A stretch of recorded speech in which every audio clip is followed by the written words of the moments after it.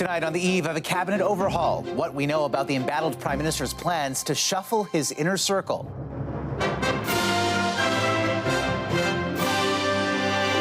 The potential new faces on the front bench, who is in and who is not. He told me that I was going to be the finance minister in his government until the next election. An exclusive with Donald Trump's incoming border czar, his response to Canada's new billion-dollar plan. How a French grandmother has turned into a global symbol of courage after she confronted her rapists in court and won. Plus, the new Canadian law giving the wrongfully accused new hope. Thank God for Canada, because we've done it. And dropping the ball with a Grinch-worthy foul.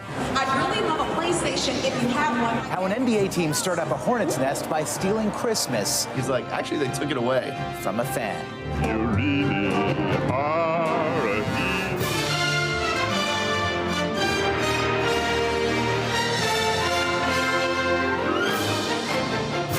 CTV National News with Omar Sachedina. Good evening, everyone. Nearly a dozen portfolios could see changes in tomorrow's cabinet shuffle after what has been a tumultuous week for the Prime Minister. We are learning tonight from a senior government source that the first time Justin Trudeau's office had any indication Chrystia Freeland was resigning from cabinet was 2 hours before her post on social media, prompting an immediate scramble to fill her position in cabinet. CTV's Judy Trin on who else will be joining tomorrow. What a team. That unity is now gone. There are big holes on the Prime Minister's front bench. Since the summer, 9 cabinet ministers have stepped down or decided not to run again. But Chrystia Freeland is staying in caucus despite her bombshell resignation. I, Dominic LeBlanc. She was replaced by Dominic LeBlanc as the country's finance minister. LeBlanc stamped out speculation that he's a placeholder for former Bank of Canada Governor Mark Carney. When the Prime Minister asked me to be the finance minister, he told me that I was going to be the finance minister in his government until the next election. LeBlanc maintains responsibility for border security, but his former role as public safety minister is expected to go to David McGuinty, who served on the National Intelligence Committee. I gotta figure that out. Sources say Nate Erskine-Smith will become the new housing minister to replace outgoing Atlantic MP Sean Fraser. Other new cabinet faces include Quebec MP Rachel Bendayan, Cole Harbour MP Darren Fisher, and Winnipeg's Terry Duguid. Observers say these appointments could boost the chances of re-election for loyal MPs. That's a chance to improve their chances of winning their seats because they have a bit more stature and status if they're running from cabinet.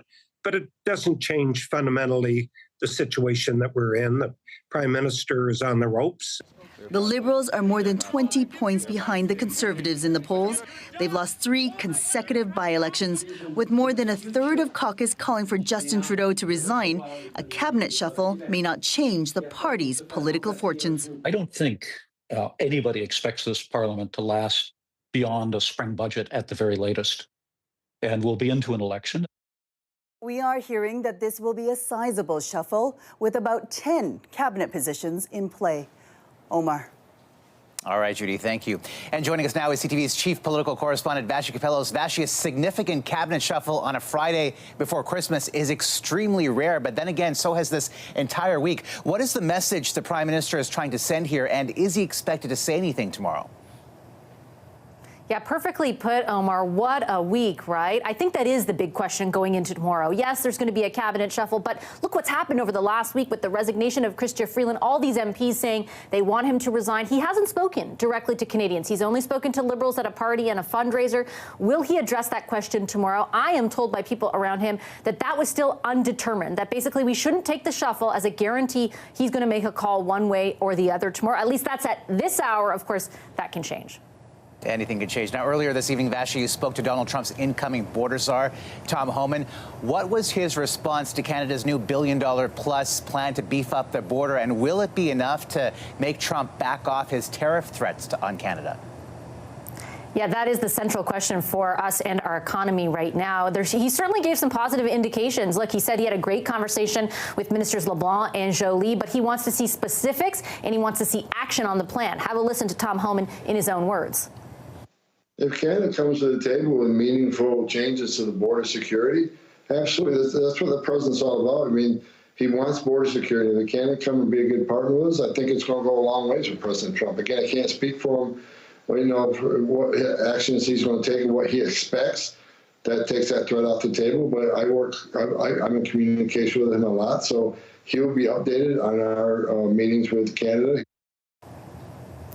I think it's notable, Omar, that he at least indicated there is some sort of off-ramp, or there might be an off-ramp for Canada from these tariffs. Kind of the first glimmer of hope we've had in a while on this issue. Omar? All right, Vashi, thank you for this tonight. Overseas, a watershed moment for women in France after the ex-husband of Gisèle Pellico was given the maximum sentence for drugging and raping her and recruiting dozens of other men to do the same for nearly a decade. CTV's Geneviève Beauchemin on how the grandmother has become a feminist icon. Those words of gratitude on court steps greeted Gisèle Pellico, now an image of bravery around the globe. Pellico's former husband was found guilty of drugging and raping her in the home where they had retired in the small village of Mazan, France. He also recruited dozens of other men online to rape her, and this for over a decade, encounters he filmed and photographed. Dominique Pellico, now 72 years old, was sentenced to the maximum under French law, 20 years in jail. His lawyer, Béatrice Zavarro, said they have yet to decide whether to appeal. The 50 other accused were dubbed collectively Mr. Everyman, truck drivers, a firefighter, a prison guard, a journalist. They were handed sentences ranging from 6 to 9 years. Je n'ai jamais regretté cette décision. Gisèle Pellico said that while this trial was a painful ordeal, she never regretted the decision to open its doors to the public. She waived her right to anonymity, pushed for shocking evidence to be heard in open court, insisting, as she famously said from the start, on making shame switch sides to the accused. We need to remove the burden off the victim, and we need to focus on who's causing harm and how do we better support men and boys so that they don't become future perpetrators.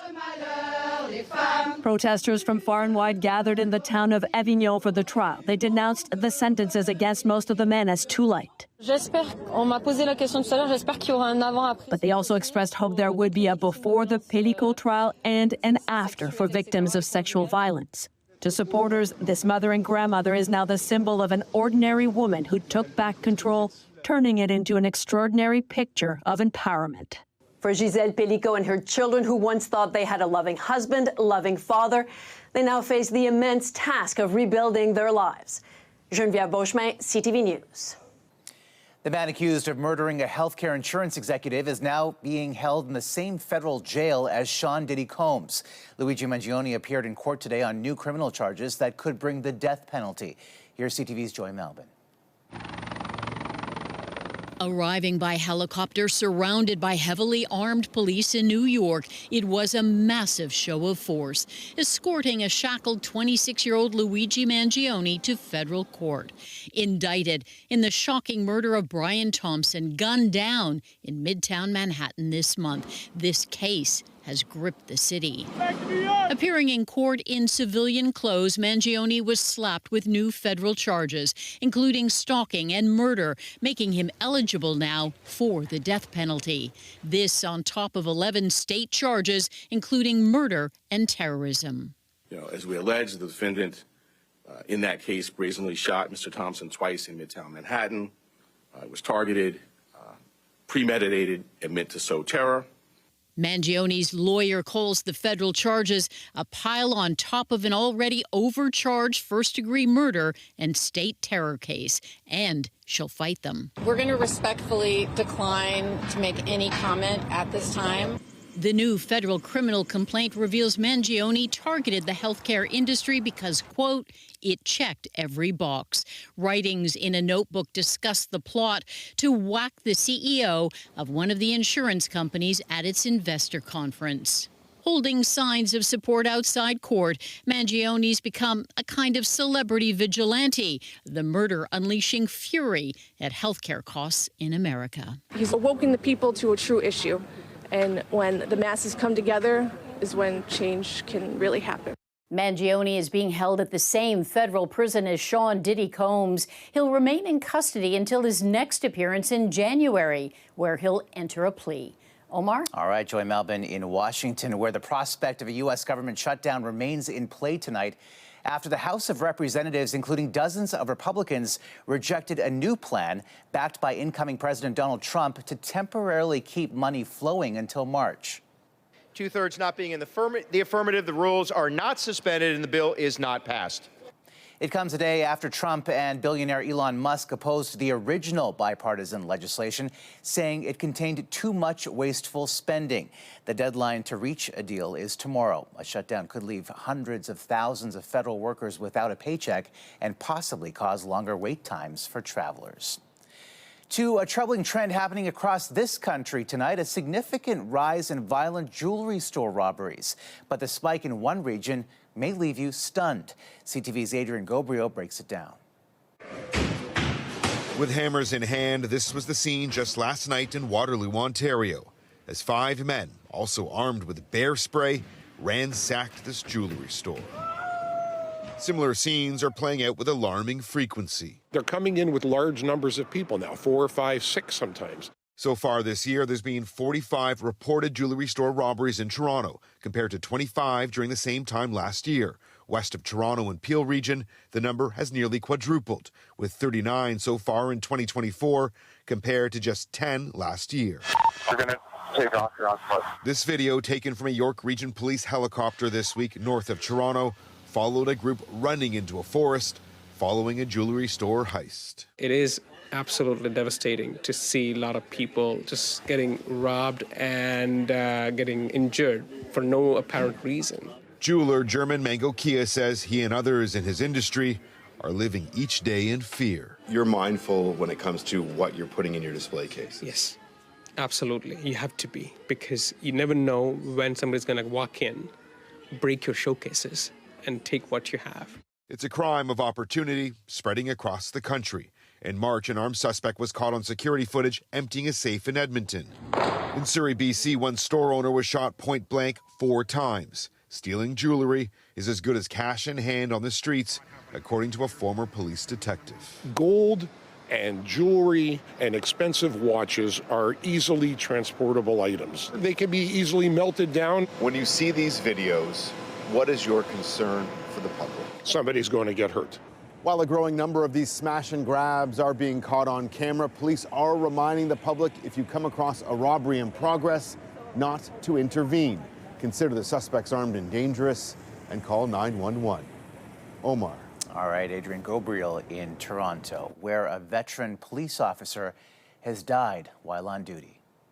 This is every family's worst fear when a loved one works as a police officer and does not come home safely after their shift. The police service says the 14-year veteran was conducting a search warrant early this morning when he suffered a medical episode. Hundreds lined the road to pay their respects to Detective John Park, survived by his wife and 2 young children. There is new hope for justice tonight for those serving time for crimes they did not commit. CTV's Sarah Plowman on how a new law that carries the name of one of Canada's most well-known wrongfully convicted people is poised to make a big impact. David Milgaard was a teenager when he was wrongfully convicted. Sentenced for raping and killing nursing student Gail Miller, he lost 23 years in prison. I don't belong in prison. I don't want chances. I don't want any kind of mercy. You know, I just want out. I want justice. His mother, Joyce, fought to prove her son's innocence. He was exonerated and freed in 1992. Well, good to be out forever. Milgaard then turned to advocacy, fighting for an independent commission to review wrongful conviction claims. That is now law, named after Milgaard and his mother, though neither lived to see it. It didn't take a village, it took a country to achieve what we have. And thank God for Canada, because we've done it. An independent commission will have the power to review potential wrongful convictions rather than the Minister of Justice. That's going to encourage claimants to come forward The Minister of Justice notes how in the past 2 decades there have been about 200 applications of wrongful convictions. 30 were overturned. Of that 30, none were women. Only 7 were racialized people. There is a severe overrepresentation of Indigenous and Black persons in our justice system. And when I heard those statistics, it was shocking. It's believed the new process will speed up reviews of miscarriages of justice and make them more accessible. This legislation includes money, personnel, and tools, including things such as legal aid funding. The change is a major step for Innocence Canada, which this year helped to exonerate Robert Mailman and the late Walter Gillespie of New Brunswick and Clarence Woodhouse of Manitoba. We're currently working on 130 cases in our office, and we only have the resources to look at homicide cases. Once it's set up, this commission won't replace the court process. Applicants will still have to exhaust their rights of appeal before asking for a miscarriage of justice review by this commission. Omar. All right, Sarah, thank you. Saskatchewan's Court of Appeal has upheld a prior ruling that a thumbs-up emoji can be used to sign a contract. A farmer was ordered to pay damages for failing to deliver a product to a buyer after using the emoji in a text to confirm the deal. The case could be headed to the Supreme Court. Coming up. I'll be surprised if I lost it. Which province is leading the way in helping victims get their money back?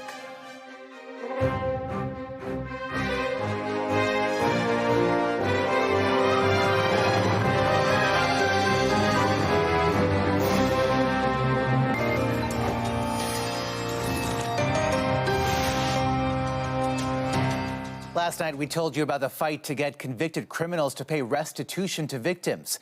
Tonight, W5's John Woodward tells us which province is getting it right and providing valuable lessons for the rest of the country. This is a house that never got completely built. Why? Because the windows and doors that cost thousands of dollars never arrived.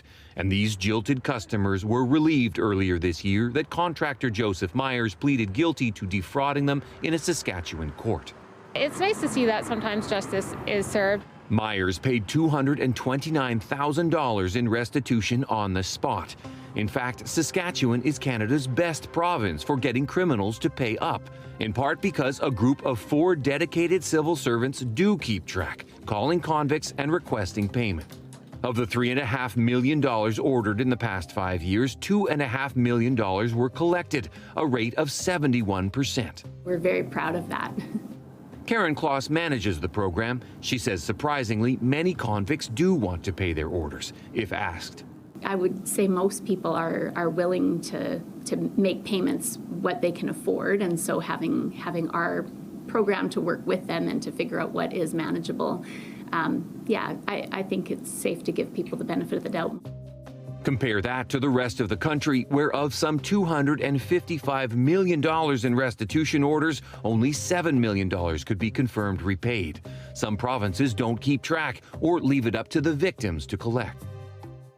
Among those waiting, Les Shawunmi, who was among dozens defrauded by Ontario convicted con artist Colleen Hull. She hasn't yet paid back around $70,000. Not a dime. Critics say other provinces could learn from Saskatchewan. With the majority of people, they're happy to pay their debt to society. They just have to be asked. If Saskatchewan has a more solid record of recovery of funds for restitution to compensate those victims of crime, then it's certainly something we should explore. Because while Myers victims back in Saskatchewan were paid back immediately, most convicts need more convincing. That report from CTV W5's John Woodward. Still ahead. Will the Amazon strike in the U.S. impact Canada?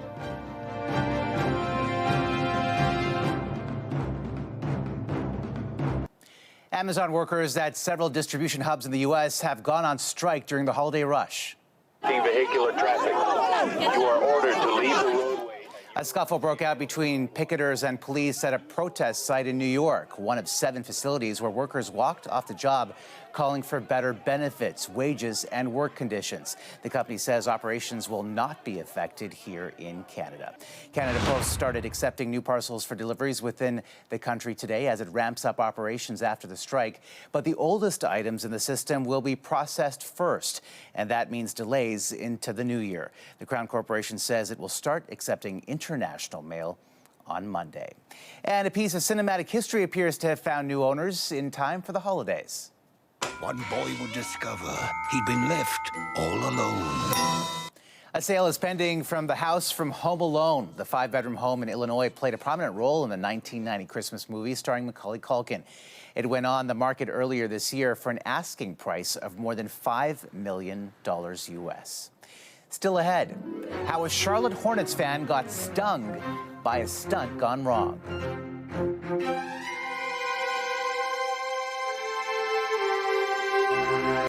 The NBA's Charlotte Hornets played the role of the Grinch after an on-court Christmas giveaway turned into a nasty steal from a young fan. CTV's Paul Hollingsworth on the team foul and the bounce back.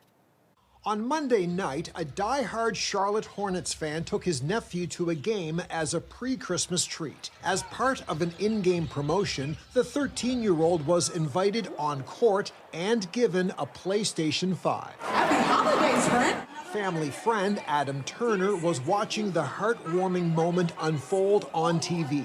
He texted the uncle. From our perspective, we texted back, we were like, whoa, PS5, that's cool. Turner then received a reply. Immediately texted back, he's like, actually, they took it away. When the camera was turned off, the Hornets took the video game console back from the boy and gave him a jersey instead. They shouldn't be doing this. If this is a common practice, get rid of it. To make this moment that's supposed to be something cool, a show, right, which is really what it was. Turner took to social media and called out the Hornets. Around 5 million people have viewed the post. The Hornets said the skit included bad decision-making and poor communication. Simply put, we turned the ball over and we apologize. The teen is now getting a PlayStation 5, this time for keeps. In addition to the apology and giving this young man a PlayStation 5, the Charlotte Hornets have also promised him a VIP fan experience for a future home game. Turner feels like he is witnessing a real-life Dr. Seuss scenario. Really are a hero. Man, was this a Grinch skit gone wrong? Turner hopes the Hornets learned a lesson in PR and customer service. He says Christmas is about giving and receiving. No take-backs allowed. Paul Hollingsworth, CTV News, Halifax. A wrong made right. And as this is my final broadcast of 2024, on behalf of everyone here at CTV National News, happy holidays. Hope you get to enjoy some time with your loved ones, and I wish you and your families peace, strength, and good health in the new year. Thank you for watching. Heather is in tomorrow, and see you in 2025. Good night.